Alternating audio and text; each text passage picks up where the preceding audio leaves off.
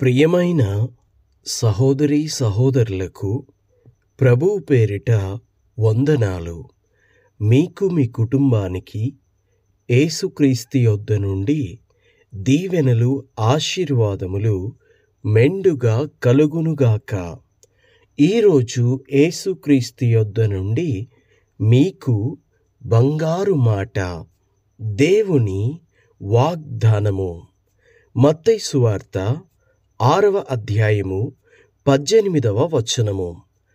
అప్పుడు రహస్యమందు చూచుచున్న నీ తండ్రి నీకు ప్రతిఫలమిచ్చును. దేవునికి మహిమ కలుగునుగాక. ఈ వాక్యం వింటున్న మీకును దేవుడు ప్రతిఫలమిచ్చునుగాక.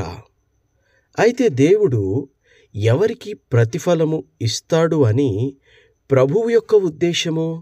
దేవుడిక్కడ ఎవరిని గురించి మాట్లాడుచున్నాడు అంటే, ప్రభువు ఉపవాసమున్న వారిని గురించి ఇక్కడ మాట్లాడుచూ ఉన్నాడు. ఉపవాసం ఉన్నవారు ఏ విధంగా నడుచుకుంటే ప్రభువు దగ్గర నుండి జవాబు పొందుకుంటారో ఆ విషయాన్ని, ఆ విధానాన్ని ప్రభువు ఇక్కడ మాట్లాడుతూ ఉన్నాడు. దేవునికి స్తోత్రం. 16వ వచనంలో నుండి చూద్దాము. మీరు ఉపవాసము చేయునప్పుడు వేషధారుల వలె దుఃఖముఖులై ఉండకుడి. తాము ఉపవాసము చేయుచున్నట్టు మనుషులకు కనబడవలెనని వారు తమ ముఖములను వికారము చేసుకొందురు. వారు తమ ఫలము పొందియున్నారని నిశ్చయముగా మీతో చెప్పుచున్నాను. ఉపవాసము చేయుచున్నట్టు మనుషులకు కనబడవలెనని కాక, రహస్యమందున్న నీ తండ్రికే కనబడవలెనని నీవు ఉపవాసము చేయునప్పుడు నీ తల అంటుకొని నీ ముఖము కడుగుకొనుము. అప్పుడు రహస్యమందు చూచుచున్న నీ తండ్రి నీకు ప్రతిఫలమిచ్చును. దేవునికి మహిమ కలుగునుగాక. 2 పనులు చేయాలట. ఒకటి తల అంటుకొని, రెండవది ముఖము కడుక్కోవాలట. ఎందుకని? తల అంటుకోకపోతే ముఖము చిన్నబోయినట్లుగా ఉంటుంది. ముఖము కడుక్కోకపోతే కూడా ముఖము జిడ్డు పట్టి వికారంగా అనిపిస్తుంది. అందుకని అప్పుడు ఉపవాసం ఉన్నట్టుగా, ముఖము లాక్కుపోయినట్టుగా, ముఖము పీక్కుపోయినట్టుగా, ముఖమంతా చాలా వికారమైనట్టుగా, ఎందువలన? ఉపవాసం ఉండి ఉండి చాలా ముఖమంతా కూడా వాడిపోయింది, చాలా చిక్కిపోయింది.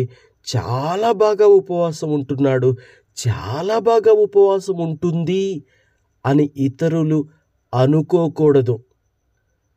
అలాగున ఉండకుండా ఉండాలంటే తలస్నానం చేసినప్పుడు జుట్టు పొడిబారి ముఖము చాలా అందంగా కనబడుతుంది. ముఖములో కళ తగ్గదు. అంతేకాకుండా ముఖం ఏ కారణం చేతనైనా వాడిపోయినట్టుగా లేదా చెమట పట్టి జిడ్డుగా ఉన్నట్లుగా ఉండి, ముఖము పీక్కుపోయి లాక్కుపోయినట్టుగా ఉన్నట్టు కనబడకుండా, ముఖము యథావిధిగానే భోజనం చేసిన వారి ముఖములాగానే కనబడు నిమిత్తము ప్రభువిక్కడ ఇలాగున చేసి, నీవు ఉపవాసమే లేనట్టుగా ప్రజలకు కనబడాలి అనే ఉద్దేశాన్ని ఇక్కడ ప్రభువు బయలుపరుస్తూ ఉన్నాడు, తెలియజెప్తూ ఉన్నాడు. ఉపవాసం అనేది మనుషుల కొరకు కాదు. ఉపవాసం ఉన్నప్పుడు మనుషులు సాధారణంగా చూడకూడదు కూడా. మరి అలా అయితే సంఘములో ఉపవాస ప్రార్థనల ప్రకటనే చేస్తున్నారు కదా అని అంటే, సంఘము ఉపవాసము ఉండాలి, ఉందాము అని చెప్పకపోతే ఎవరికి తెలుస్తుంది కదా? అనౌన్స్మెంట్ అనేది తప్పదు. అనౌన్స్మెంట్ చేసిన తర్వాత సంఘంలో వారందరూ ఉపవాసం ఉంటారు. కానీ వ్యక్తిగతంగా వారి వారి గృహాలలో, వారి వారి ఇరుగు పొరుగు ఉన్న వారిలో అవిశ్వాసులుంటారు, అపనమ్మకస్తులుంటారు. మన విశ్వాసాన్ని, చిన్నచూపు చూసేవాళ్ళు ఉంటారు.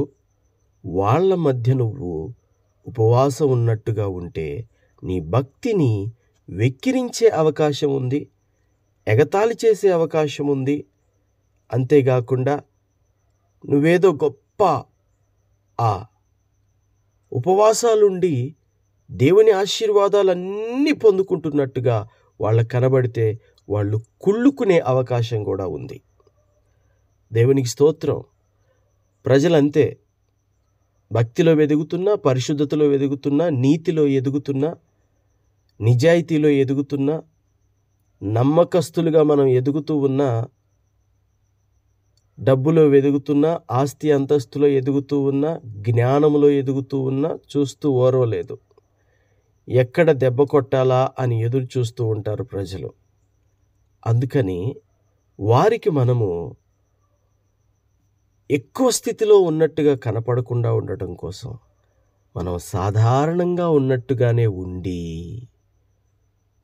కానీ ఉపవాసం మాత్రం చేస్తే అది చాలా ఆశీర్వాదం, అది చాలా దీవెనకరం. నీ ఉపవాసం రహస్యమందు చూచుచున్న నీ తండ్రికి మాత్రమే తెలియాలి, కానీ నీ ఇంట్లో ఉంటున్న వారికి, నీ ఇరుగు పొరుగున ఉంటున్న వారికి తెలియకూడదు. కాబట్టి సంఘములో అందరికీ తెలియొచ్చు, తప్పేమీ లేదు. ఎందుకంటే నీతో పాటు సంఘస్థులందరూ కూడా ఉపవాసం ఉంటున్నారు. వీరందరూ ఉపవాసం ఉంటున్నారే కనుక వీరికి తెలియడం వలన తప్పేమీ లేదు, పొరపాటేమీ లేదు. సంఘములో అనౌన్స్మెంట్లు చేయడం తప్పేమీ కాదు. ఒకవేళ వ్యక్తిగతంగా సంఘముతో పని లేకుండా నీవు వ్యక్తిగతంగా ఉపవాసం ఉండవలసి వస్తే అప్పుడు దానికి పబ్లిసిటీ అవసరము లేదు. ఎందుకంటే ఉపవాసం ఉండాలనుకుంటుంది అప్పుడు నీవు మాత్రమే కాబట్టి. ఒకవేళ నీ కుటుంబంతో కలిసి ఉండాలనుకుంటే నీ కుటుంబానికి నువ్వు చెప్పుకొని నీవు నీ కుటుంబం ఉపవాసము చేయవచ్చు, ఉండవచ్చు. అంతేకాని అందరికీ తెలియాల్సినటువంటి అవసరము ఆ సమయంలో లేదు. కానీ సంఘమంతా ఉండాలని సంఘము నిర్ణయించినప్పుడు తప్పకుండా అనౌన్స్మెంట్లు అనేది చేయడము తప్పు కాదు. దేవునికి మహిమ కలుగునుగాక.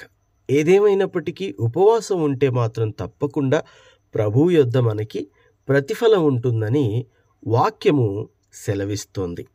దేవుని బిడ్డలారా, మన ప్రతిఫలము ఈ భూమి మీద మాత్రమే కాదు, పరలోకమందు కూడా మనము ప్రతిఫలాన్ని సంపాదించుకోవాలి. చాలామంది ఆలోచనలు ఇక్కడిక్కడ ఆశీర్వాదాల కొరకు ఎదురు చూస్తూ, ఇక్కడిక్కడ దీవెనల కొరకు ఆలోచిస్తూ వీటినే పెద్ద దీవెనలు, ఆశీర్వాదాలు అనుకుంటారు. ఇవి శాశ్వతం కాదు. నిజమైన ఆశీర్వాదం, నిజమైన శాశ్వతమైన ఆశీర్వాదం ఎక్కడ అంటే పరలోకమందు ఉన్నది. కాబట్టి మనము పరలోకమందు మన కొరకు ధనం సమకూర్చుకునే ప్రయత్నం చేయాలి. అందుకొరకు మనం ఉపవాసాలైనా ఇంకే కార్యాలైనా చేయాలి. దేవునికి మహిమ కలుగునుగాక. అంటే ఇక్కడ ఉండొద్దా అంటే ఇక్కడ ఉండాలి, దేవుడు ఇస్తాడు తప్పకుండా. కానీ అన్నిటికంటే శ్రేష్టముగా ఎక్కువగా మనం ప్రయాసపడాల్సింది, మనము దాచుకోవాల్సింది ఇక్కడ ధనము కాదు, పరలోకములో ధనమును మనము కూర్చుకోవాలి. దేవునికి మహిమ కలుగునుగాక. అవును అన్నవారు నాతో పాటు కలిసి ప్రార్థనలు ఏకీభవించండి. ప్రార్థన. తండ్రి, మీకు వందనాలు. దేవా, మీకు స్తుతులు, స్తోత్రాలు. అయా, ఈ వాక్యం విన్న ప్రతి బిడ్డని, వారి కుటుంబమును మీరు ఆశీర్వదించి దీవించండి. దేవా, ఉపవాసం ఉండుట మాకు నేర్పించండి తండ్రి. మా ఉపవాసము మా ఇంట్లో వారు చూడాలనో, మా ఇరుగు పొరుగునున్న వారు చూడాలనో, లేదా ఇంకెవరో చూసి అబ్బో ఎంత ఉపవాసం ఉంటుంది, ఎంత ఉపవాసం ఉంటున్నాడు అని అనిపించుకోవాలనో కాదు నాయన.